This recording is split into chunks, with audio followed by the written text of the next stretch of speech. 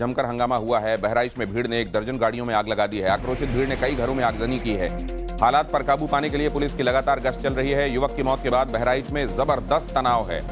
यहाँ पर आप उसी तनाव की तस्वीरें देख रहे हैं। ये जो अव्यवस्था आप देख रहे हैं, आगजनी देख रहे हैं, जगह जगह गाड़ियां जली हुई दिखाई दे रही हैं, टायर जले हुए दिखाई दे रहे हैं। अस्पताल को आग के हवाले कर दिया गया।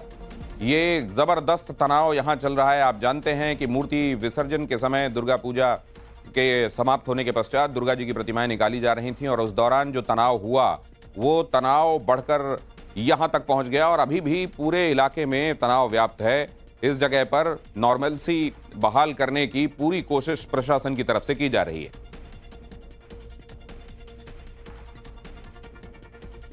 बहराइच हिंसा पर अखिलेश यादव का बयान आ गया है।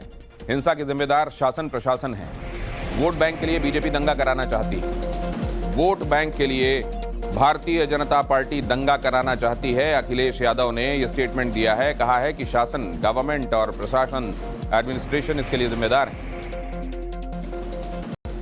बहराइच या और जगह जो घटनाएं हो रही हैं उसके जिम्मेदार अगर कोई है तो शासन है, प्रशासन है और इनकी वोट की राजनीति है, जिसकी वजह से ये जानबूझ करके करा रहे हैं। कभी किसी के खिलाफ स्टेटमेंट दिलवा देना, कभी टीवी चैनलों पे झगड़ा करा देना, ये इनकी सोची समझी चाल है। मैं जनता से अपील करूंगा कि भारतीय जनता पार्टी की चाल समझिए।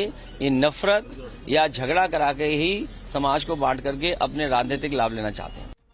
बहराइच में हिंसा के बाद बवाल बढ़ा। नाराज लोगों ने एक बाइक एजेंसी में आग लगा दी। आक्रोशी भीड़ ने एक अस्पताल को भी फूंक दिया। रामगोपाल मिश्रा की हत्या के बाद जबरदस्त बवाल हुआ है। बहराइच में फिर भड़की हिंसा में लोगों ने आगजनी करना शुरू कर दी और ऐसे में मौके पर धुएं का गुबार दूर से नजर आ रहा है। पुलिस प्रशासन कड़ी मशक्कत के बाद आक्रोशित लोगों को रोकने में कामयाब हुआ है।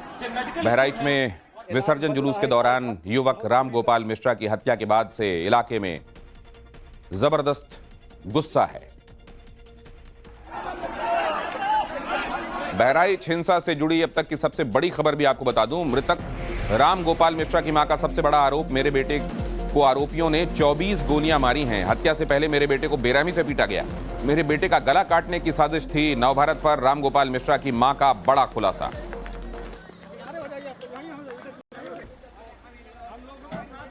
और पीछे से मुसलमान लोग आए और खींच ले गए गोली से और कांटा से वार करके उसको खत्म कर दिया। नाखून उसके प्लास से उखाड़े गए, गड़ासी तीर मारी गए है, पेट पर हमारी गए है। हाय नट्टी काट लेती हूँ कि लहास गायब कर देती।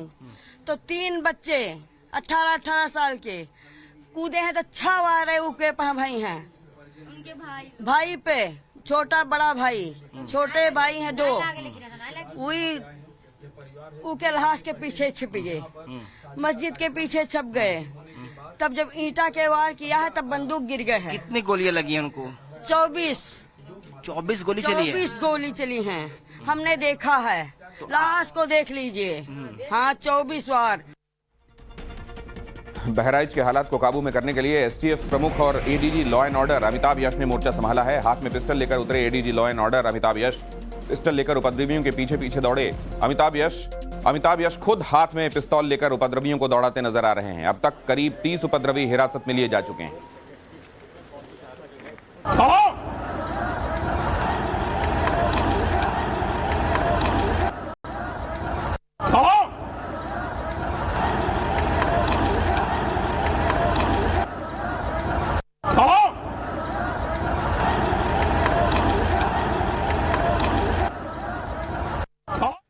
बहराइच हिंसा पर यूपी में सियासत तेज है। समाजवादी पार्टी और कांग्रेस ने सवाल उठाए हैं। बहराइच की हिंसा शासन और प्रशासन की नाकामी है। समाजवादी पार्टी ने कहा यूपी में उकसावे का फॉर्मेट बनता जा रहा है। अमीर जमीर ने कहा पूरे प्रदेश में अब जंगल राज है। अजय राय ने कहा योगी इस्तीफा देकर मठ चले जाएं, कहा अजय राय ने। पूर्ण तरीके से शासन प्रशासन का फेल्योर है और शासन प्रशासन की इसमें कहीं न कहीं दंगा प्लांट करने में पूरी मिलीभगत है। परिवार के लोग निश्चित तौर से बहुत ही दुखी हैं, कष्ट में हैं। उस बच्चे को हंसते खांसते परिवार को उजाड़ दिया और उस बच्चे को मार डाला।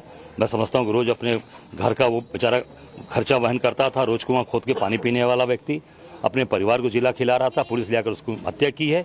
पुलिस के ऊपर 302 की कार्रवाई होनी चाहिए और जेल भेजना चाहिए। पूरी तरीके से इस परिवार को 1 करोड़ रुपए दें मुआवजा और सरकारी नौकरी दें।